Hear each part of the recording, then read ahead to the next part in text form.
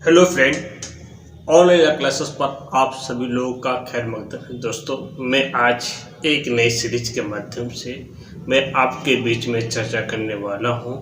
वो टॉपिक का नाम है सिविल रूल्स।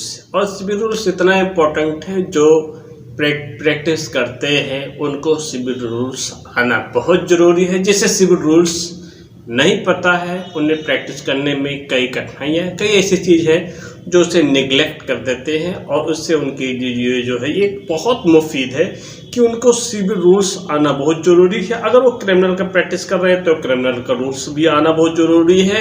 यानी कोर्ट की क्या क्या प्रक्रियाएं हैं, आप फाइलिंग की क्या क्या प्रक्रियाएं हैं, समन की क्या प्रक्रियाएं हैं, और उसके साथ साथ हम जो भी कंटेंट डाल रहे हैं, कॉपी हैं, कॉपीज़ के क्या रूल हैं, तो ये समस्त प्रक्रियाओं को हम समझेंगे। और आज के सीरीज जो हम बना रहे हैं, ये सीरीज है टोटल जो है सिविल रूल्स से संबंधित है।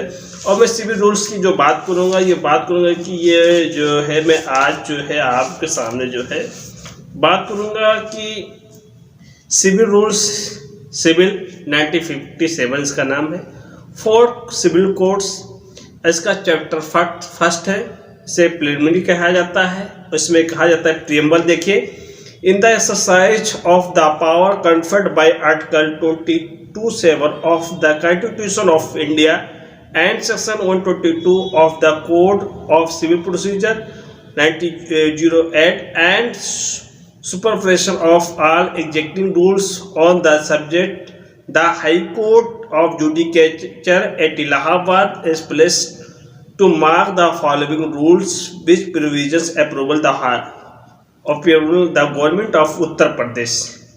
ये कहने का मतलब ये है कि प्रस्तावना में कहा गया है कि भारत के आईन के आर्टिकल 27 और सिविल प्रक्रिया संहिता यानी कोड ऑफ क्रिमिनल प्रक्रिया 1908 की धारा 122 द्वारा जो प्रदत्त शक्ति का प्रयोग करते हुए इस विषय में समस्त विषय जो है विद्यमान है, नियमों को अधिक्रमण करते हुए उत्तर प्रदेश के पूर्व अनुमोदन, यानी जो उत्तर प्रदेश के है उसके पूर्व अनुमोदन इलाहाबाद स्थित उच्च न्यायालय जो निम्नलिखित नियमावली परिचित की है। ठीक है, अब पहला सेक्शन कहता है, टाइटल कहता है These rules shall be called the general rules, यानी सिविल 1957, यानी ये जो है समान नियम है, समान नियम वाली सिविल 1957 कहलाएगी। दूसरी बात कहती है कि कमेंसमेंट एंड स्टैंड यानी प्रारंभ तथा विस्तार की बात करती है। और ये सन 1955 की जनवरी जो है इन्फोर्स हुई है। और ये उच्च न्यायालय अधीन सिविल न्यायालय में उक्त तिथि लंबित अथवा उक्त तिथि पश्चातवर्ती तिथियों के प्रारंभ हुए समस्त वादों, अपील और कार्यवाही तथा विषयों पर लागू होगी। तीसरा क्या है, सेक्शन तीसरा जो है रिपील है। और फोर्थ जो है डेफिनेशन कहता है, जो डेफिनेशन क्या है, definition in this rules unless the anything repugnant in the subject और कंटेक्स्ट। सेंट्रल नाजिर क्या होता है, यानी केंद्रीय नाजिर क्या होता है, तो इंक्लूड द नाजिर ऑफ डिस्ट्रिक्ट जज क्या है, इसमें जो है जिला न्यायाधीश अथवा व्यवहार न्यायाधीश, सत्र न्यायाधीश जिसका मुख्यालय किसी बाहर स्थित हो नाजिर शामिल है। यानी जज और सिविल और सेशन जज whose headquarter are situated in any outline district. Chapter means chapter this rules. Civil जज इंक्लूड एडिशनल सिविल जज, जो सिविल जज होते हैं उसमें शामिल होते हैं अतिरिक्त अपर सत्र जो है अपर सिविल न्यायाधीश सम्मिलित होते हैं। कोड मीन्स होता है code, the code civil procedure 1908 as amend from time to time its application to courts submitted to the high court. Collector is use simultaneously with deputy commissioner, form followed by a member of form number 19 means a form prescribed by this rule and described by such serial number in the appendix 4। ये बात करता है। और उसके बाद में कहता है कि आउटलाइन डिस्ट्रिक्ट्स मतलब मीन्स होता है means a revenue district, the permanent court of the district जज इज द सिचुएटेड, यानी बाहर स्थित जो जिला है उसका मतलब ये है कि ऐसा जो रेवेन्यू यानी ऐसा जो जिला है जहां न्यायाधीश के अस्थायी ना हो, उसकी स्थिति बाहर हो। दूसरी बात करता है कि आउटलाइन मुंसिफ, यानी बाहर स्थित मुंसिफ का मतलब क्या होता है, तो मुंसिफ मीन्स या munsif court not situated at the headquarters of a district जज और ये सिविल एंड सेशन जज, यानी कि बाहर स्थित का मतलब होता है मुंसिफ ऐसे न्यायालय जो जिला न्यायाधीश अथवा सत्र न्यायाधीश के मुख्यालय पर स्थित हो। और उसके बाद में कहता है कि प्लेडर्स मीन्स होता है pleader as a defined in CPC 215 में बताया गया है। रूल्स मीन्स रूल्स प्रिस्क्राइब किया गया अंडर CPC में। Section means in section this code. Okay, state mean the state of Uttar Pradesh, ये आपको किया गया। अब सेक्शन आता है 5। सेक्शन 5 कहता है एडमिनिस्ट्रेटिव कंट्रोल, यानी प्रशासनिक नियंत्रण, ठीक है। और उसके बाद में कहता है कि subject to the superintendency of the high court district court shall have administrative control over all civil court include the court और एडिशनल डिस्ट्रिक्ट जज within the local limit of his jurisdiction and where two or more courts are located at a place other than he headquarter of district judge, the officer of the highest rank amongst the officer of same rank, the senior most officer in the station will be in immediate administrative charge of all the civil court. They are subject to the administrative control of the district judge. यानी प्रशासनिक control का मतलब होता है उच्च न्यायालय के subordinated, यानी उच्च न्यायालय हाई कोर्ट के अधीन जिला न्यायाधीश अपनी जो है अपनी जो उसकी जुरिडिक्शन उसकी सीमाएं हैं उसके अंदर जो है जिला न्यायालय सहित समस्त जिला न्यायालय के पर प्रशासन नियंत्रण रखेगा। जो जिला न्यायाधीश होगा वो समस्त जिला न्यायालय पर क्या है वो कंट्रोल रखेगा। और उसके बाद में और जिला न्यायाधीश के मुख्यालय से भिन्न जिस स्थानों पर 2 है अथवा उससे अधिक स्थित हो तो वहाँ उच्चतम रैंक हाई रैंक का अधिकारी समान रैंक के अधिकारी में उस स्थान के जिसम अधिकारी जिला न्यायाधीश प्रशासन नियंत्रण के अधीन रहते हुए, यानी जो है एक जिला है दूसरे जिला है दोनों जिले में क्या है जो हाई रैंक का अधिकारी होगा उस समान रैंक के अधिकारी को उस स्थान पर जो वरिष्ठ अधिकारी होगा क्या होगा, जो वरिष्ठ अधिकारी होगा जिला न्यायाधीश प्रशासन नियंत्रण के पर जो है प्रशासनिक कंट्रोल के अकॉर्डिंग वो रहेगा, ठीक है। अब 6 बात करता है हाई कोर्ट रूलिंग, यानी all subordinated court shall follow the ruling of the high court which are in force, यानी समस्त अधीनस्थ न्यायालय उच्च न्यायालय के निर्णय या रूल की प्रवृत्ति के अनुसरण करेंगे। 7वां बात करता है सेक्शन 7 कहता है officer in charge subject to the general control and supervision of district judge. The central Nazarat record room ends and copying department at the headquarters of a district judge or in outlying district judge shall each be placed in charge of a judicial officer nominated by the district judge. यानी 7 की बात कहता है कि जिला न्यायाधीश के समान नियंत्रण के देखरेख के अधीन जिला न्यायाधीश के मुख्यालय अथवा बाहर जो स्थित है जिला केंद्रीय नजारत रिकॉर्ड आमीन और प्रतिलिपि पर विभाग, जो एक आमीन होता है जिले में आप देखते होंगे नजारत होगा, आमीन होगा, रिकॉर्ड रूम होगा, प्रतिलिपि डिपार्टमेंट होगा। प्रत्येक जिला न्यायाधीश द्वारा जो है उसे नामोनिर्दिष्ट हो यानी जुडिशियल अधिकारी के चार्ज में रखे जाएंगे। ये किसके अधिकारी, न्याय के अधिकारी के ये चार्ज में रहेंगे। किसके अधिकारी के चार्ज में होंगे, न्याय के अधिकारी के जो चार्ज में होंगे, जुडिशियल ऑफिसर के चार्ज में होंगे, ठीक है।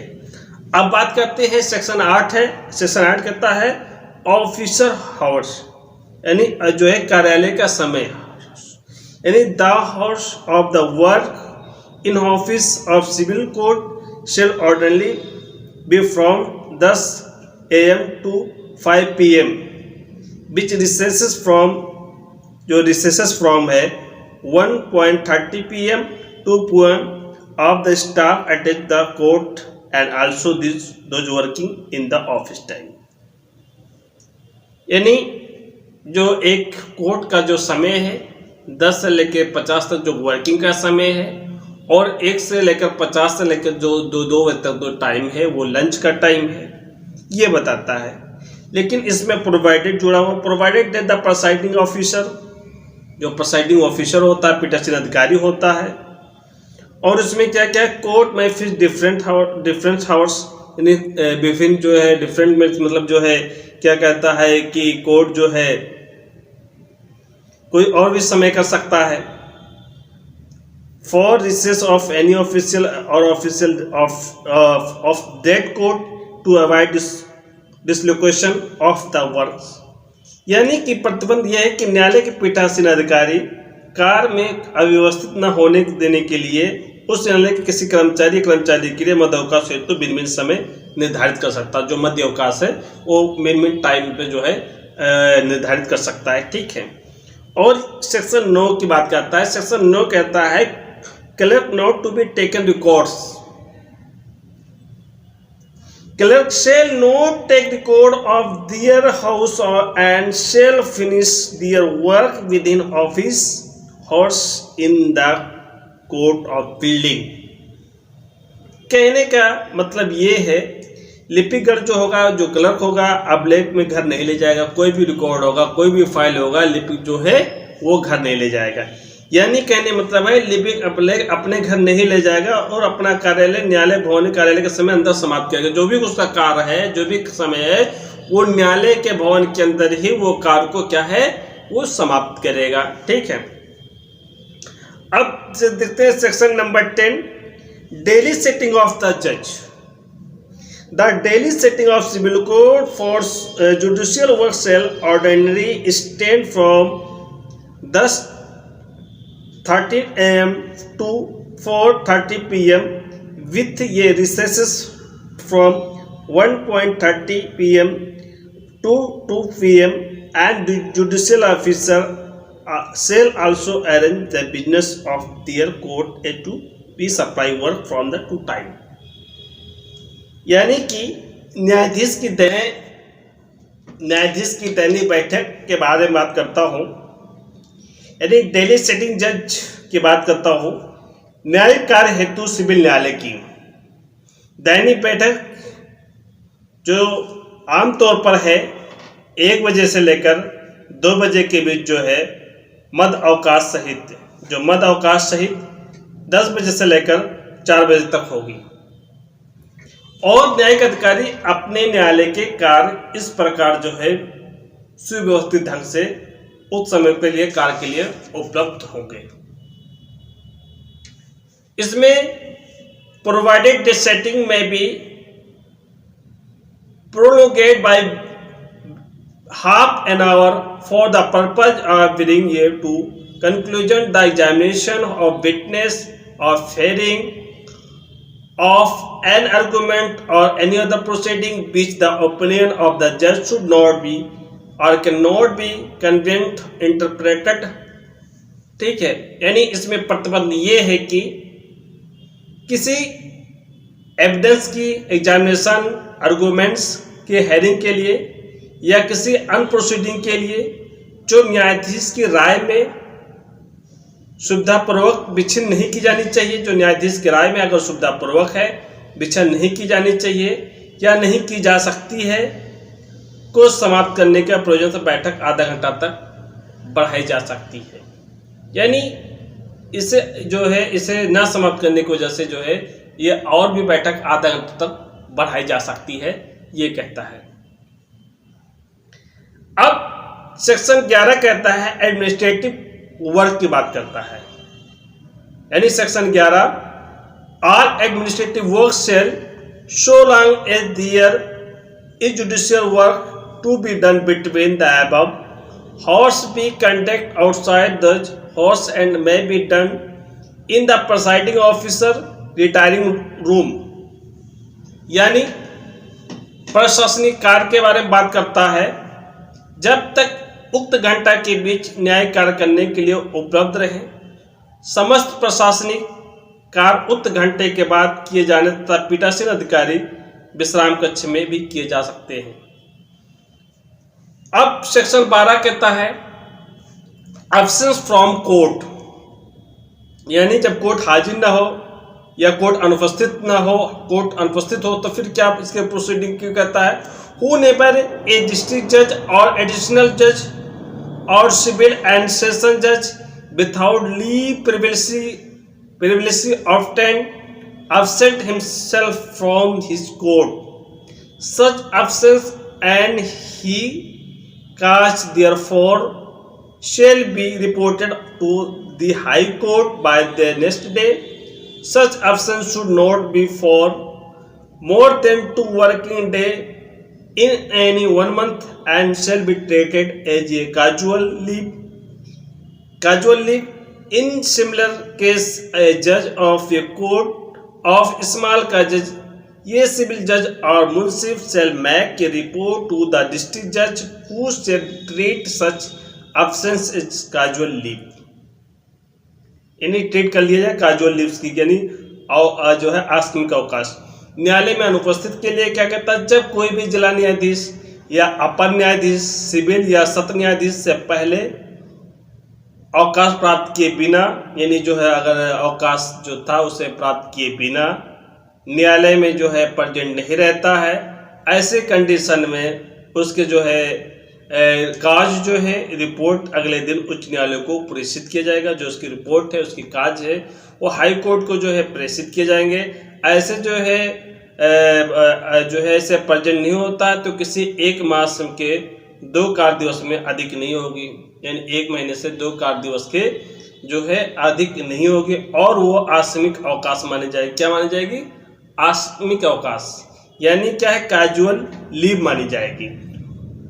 समस्त दशाओं में लघु न्यायाधीश, व्यवहार न्यायाधीश अथवा मुंसिफ जिला न्यायाधीश की रिपोर्ट को प्रेषित करेगा और ऐसे अनुपस्थित के आकस्मिक अवकाश माना जाएगा।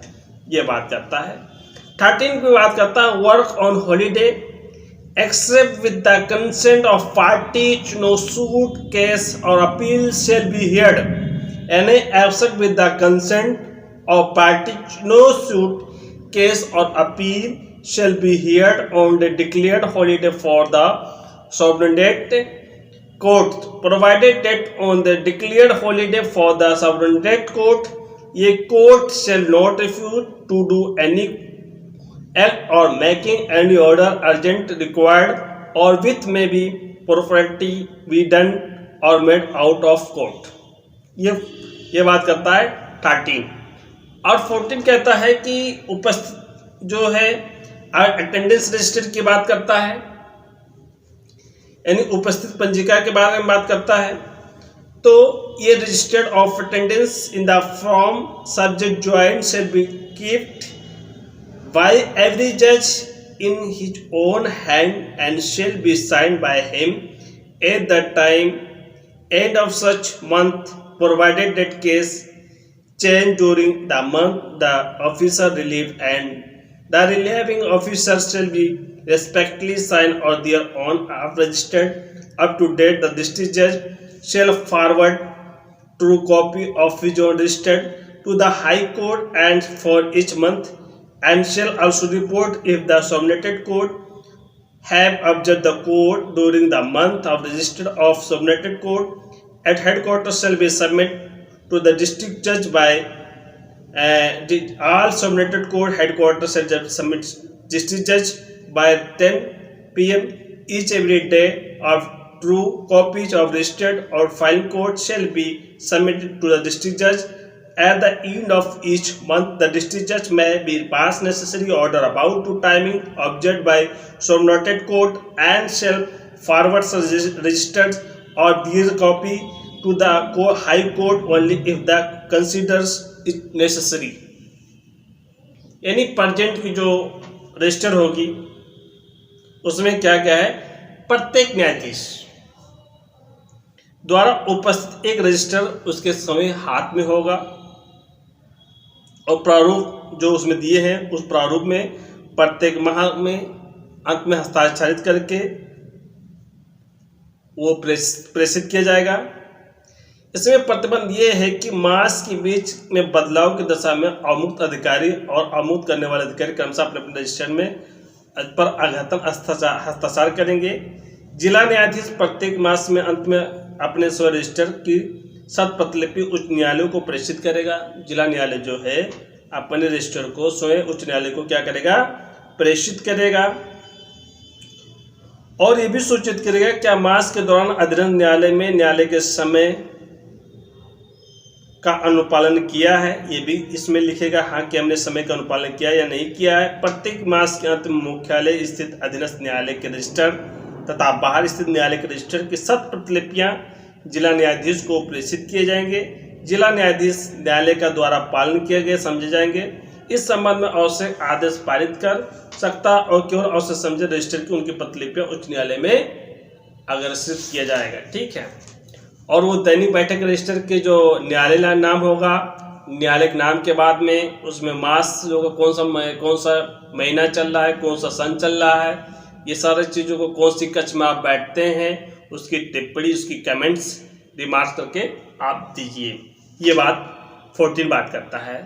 अब बात करता है 15 बात करता है, बहुत अच्छी ये चीज़ बताई गई। 15 बात ये करता है 15 Hindi return in the Devanagari script shall be the language of the civil court in Uttar Pradesh. यानी कि उत्तर प्रदेश में सिविल न्यायालय की भाषा जो है देवनागरी लिपि में हिंदी में होगा।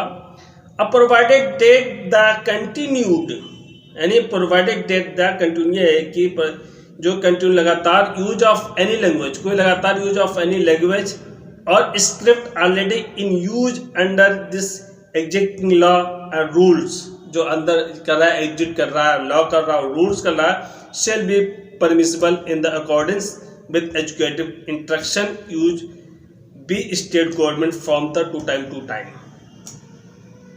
यानी कहने में प्रतिबंध के विद्यमान विधि और नियमों के अंतर्गत पहले से प्रयोग में लाई जा रही हो भाषा, पहले से कस्टम में से प्रयोग लाई रही भाषा, किसी ऐसे भाषा लिपि के निरंतर प्रयोग में राज्य सरकार द्वारा समय समय पर जारी किए गए कार्यकारी अनुदेश के अनुसार वो क्या होगा, परमिसिबल होगा, यानी अनुज्ञेय होगा।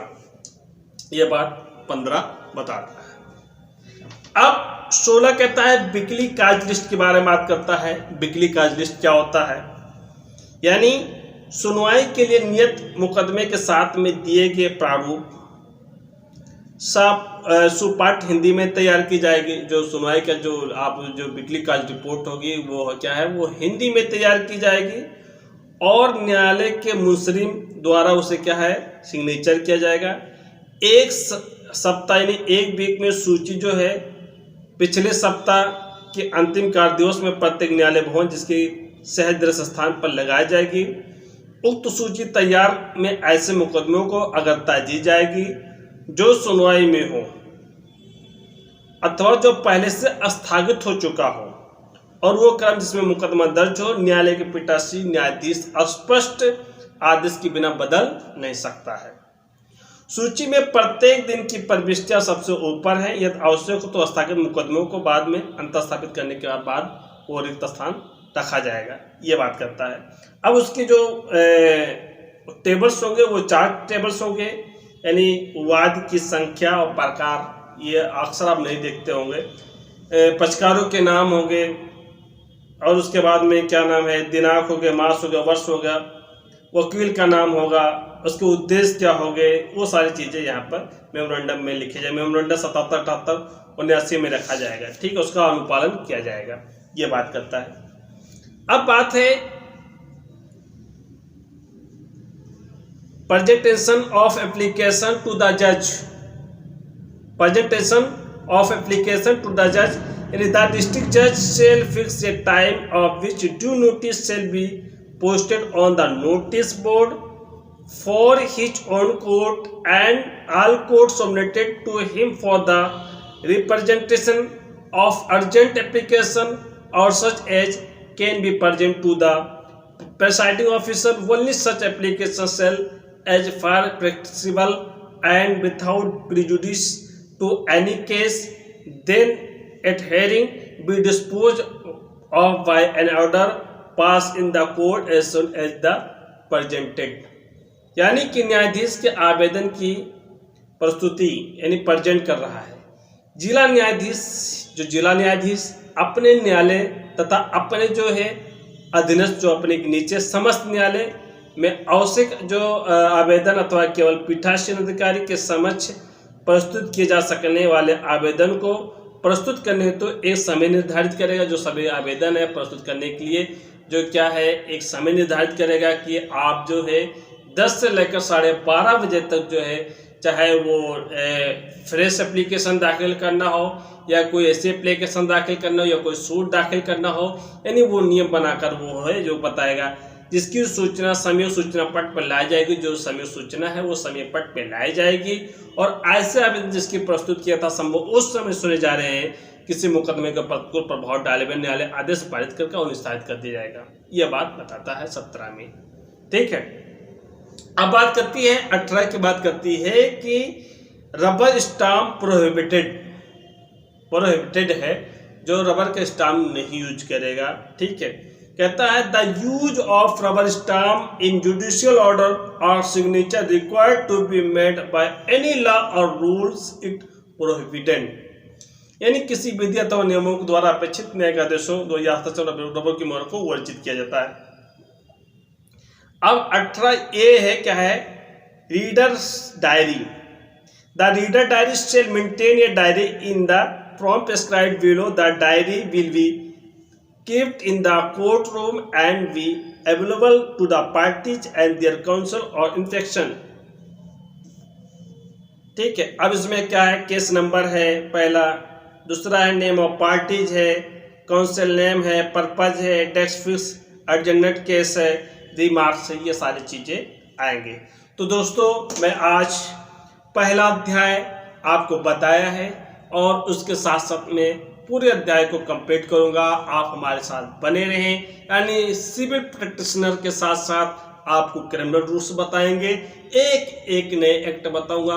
मात्र जज बनना आपकी कमाल की बात नहीं, उस बुलंदी पे टहलना कमाल की बात है। दोस्तों आप ये समझ लीजिए कि आप जजेस की तैयारी करते हैं, मैं आपका बहुत ही जो है खैर मकदम है कि आप जजेस की तैयारी करते हैं। साथ साथ आप जो है प्रैक्टिस कोर्ट यानी ट्रायल कोर्ट को फेस करिए।